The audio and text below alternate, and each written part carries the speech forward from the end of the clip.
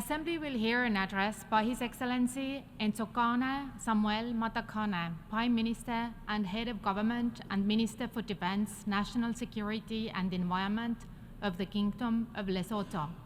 I request protocol to escort His Excellency.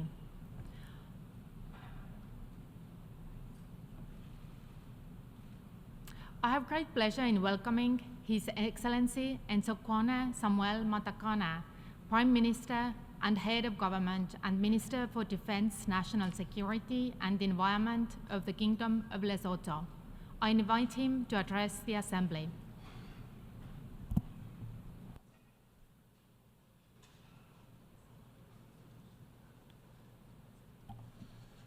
Your Excellency, the President of the General Assembly, Your Excellencies, Heads of State and Government, Your Excellency Mr. Antonio Guterres, Secretary General of the United Nations, distinguished delegates. For the past 78 years, the world leaders have gathered together in this Assembly Hall in September every year because of their deep-rooted conviction that the nations of the world can and should cooperate to resolve conflicts peacefully and to change people's lives for the better. This vision of our forebears, that of a united, peaceful and prosperous world, continues to resonate with us and shall indeed transcend countless future generations. This is so because the strides of the United Nations are too glaring to deny. From preventing the Third World War to buttressing the foundations of the global security, as well as advancing global economic development, the UN has left an indelible mark in the annals of history. Despite this remarkable achievement, the UN path towards full realization of its aspiration has always been beset by numerous challenges. The world is currently in a state of turbulence, with intersecting crises growing in scale and severity. With the conflicts and insurgency in the Sahel, the Democratic Republic of Congo, Mozambique and Ukraine, and the rising global tensions between nuclear weapon states, the UN's capacity to maintain global peace and security is put to the test. Climate change, poverty and hunger, diseases, lack of employment, mainly for the youth, and abuse of human rights threaten to overwhelm the international system. As if this is not enough, unconstitutional changes of government have resurfaced again, while unilateralism and terrorism continue unabated. This state of affairs, Mr. President, has given rise to perceptions that the multilateral system is no longer fit for purpose. The question now is, how do you restore confidence to the world population that the UN is still as relevant today as it was in 1945 when it was formed? And the answer to this question squarely rests on us as the current leadership of the world. It is up to us to make this decade a turning point or a decade in which multilateralism lost its way. It is in this context that we hail as most appropriate the theme chosen for our general debate, rebuilding trust and reigniting global solidarity, accelerating action on the 2030 Agenda and its sustainable development goals towards peace, prosperity, progress and sustainability for all. Mr. President, at the heart of our problems lies the challenge of an uneven and uncertain economic outlook. The report of the Secretary General on the work of the organization aptly captures that promotion is sustained, economic growth and sustainable development has remained a major challenge during the reporting period. It clearly indicates that progress towards achieving the Sustainable Development Goals, SDGs, has not only stalled, but reversed in terms of poverty, employment, health, education, and other areas. Small and landlocked developing economies, such as Lesotho, bear the biggest brunt as they are yet to fully integrate into the global markets.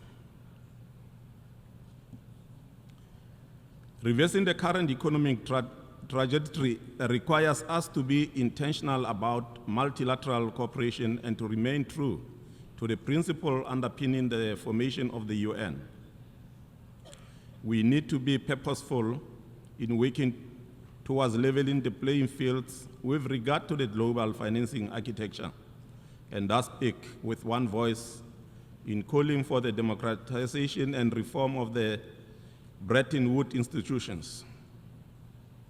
Moreover, Lesotho continues to fully support the proposal of the Secretary General on the SDG stimulus.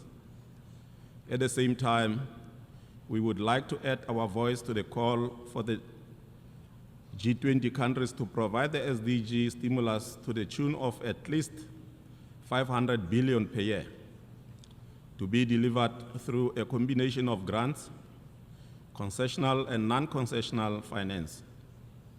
International commitments undertaken must be fulfilled. We also welcome the recent G20 decision to accredit the African Union as its official member.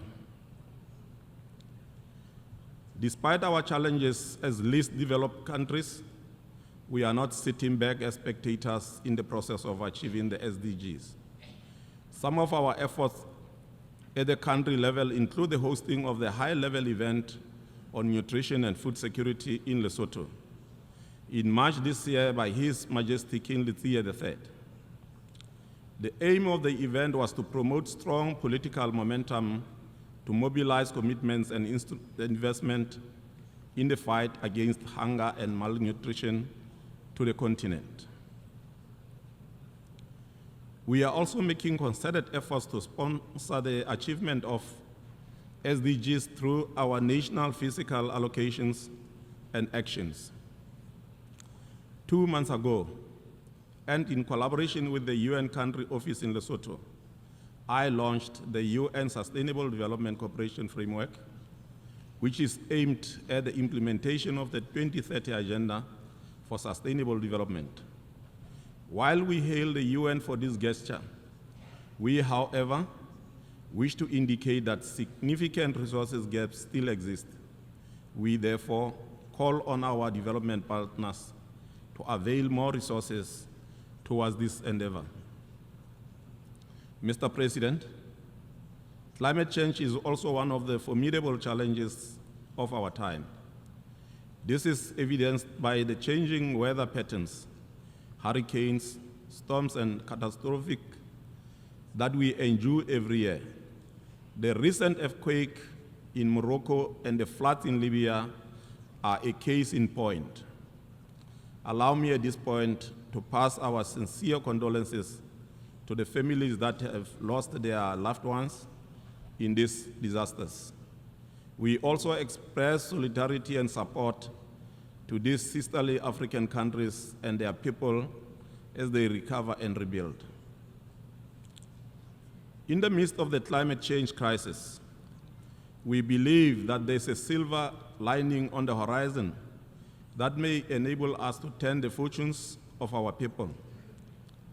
In Lesotho, we have water, sunlight, and wind in abundance, which provide opportunities for innovation and partnerships in renewable energy generation and creation of jobs.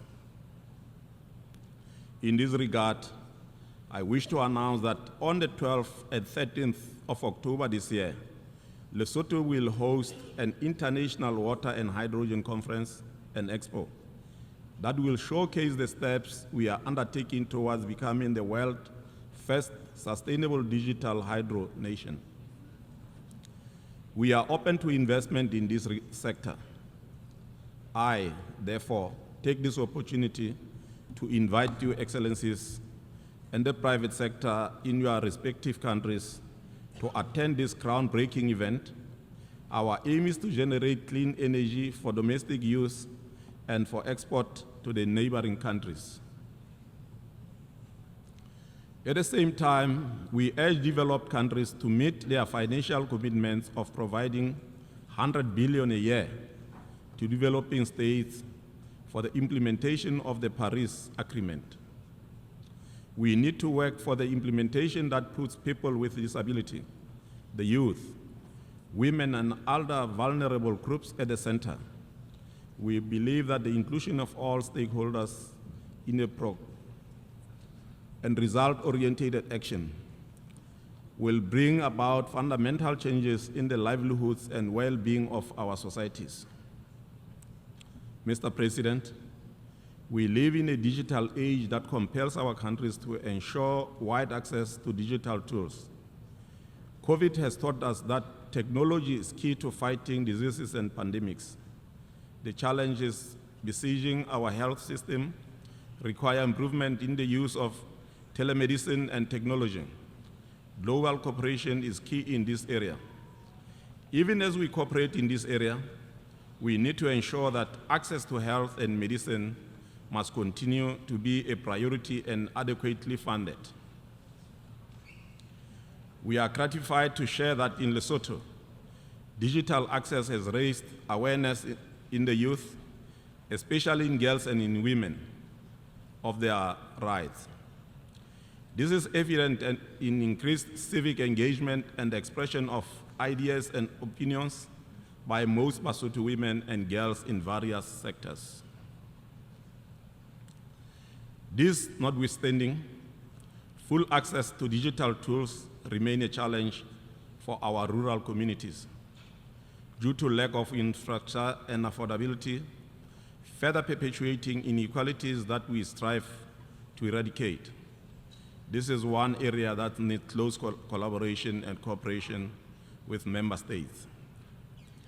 Even as we hail and support technological innovation such as artificial intelligence and social media, I must add, however, that we need not lose sight of the need to address clear threats to people's rights and to safety and privacy.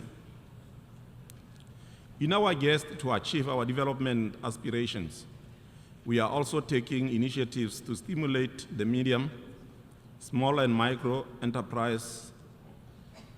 This will help accelerate trade and industrialization as well as address the prevailing gender imbalances.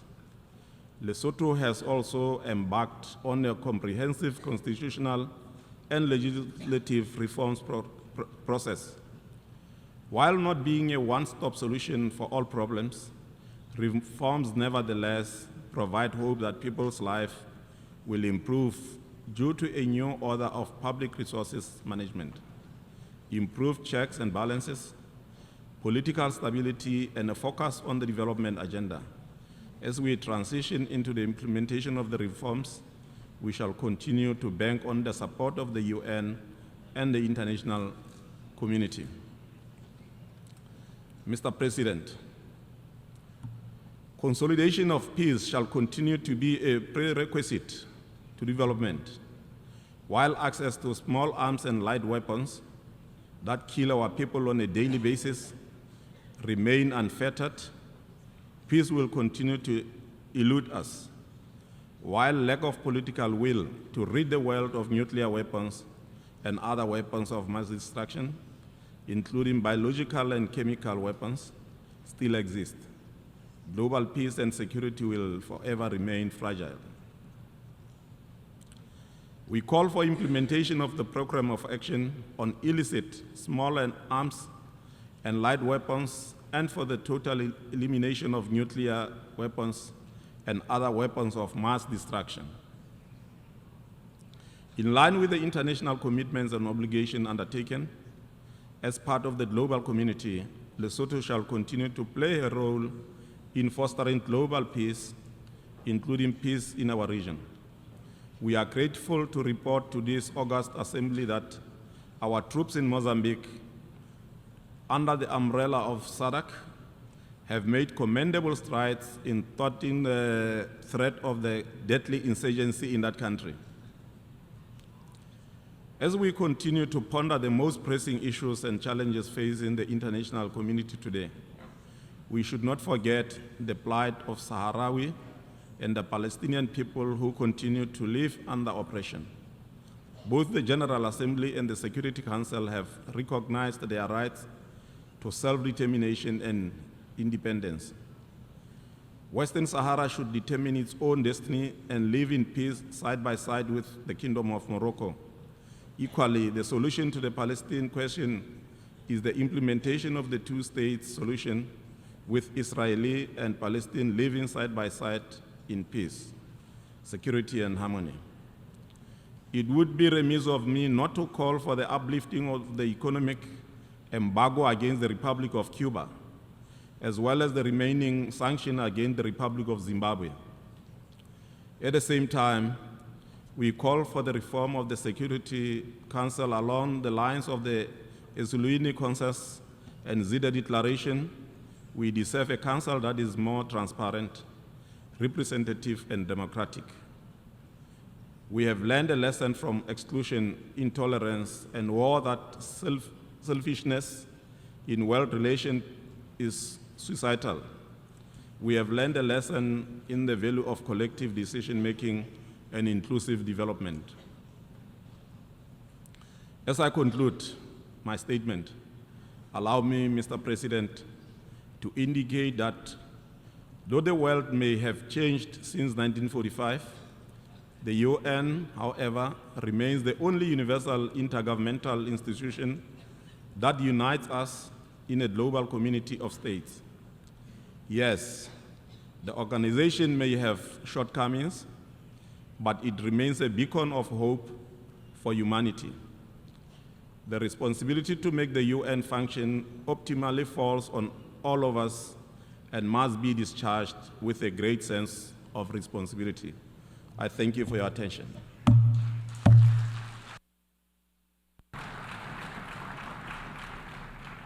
On behalf of the Assembly, I wish to thank the Prime Minister and Head of Government and Minister for Defence, National Security and Environment of the Kingdom of Lesotho for the statement just made, and I request the protocol to escort His Excellency.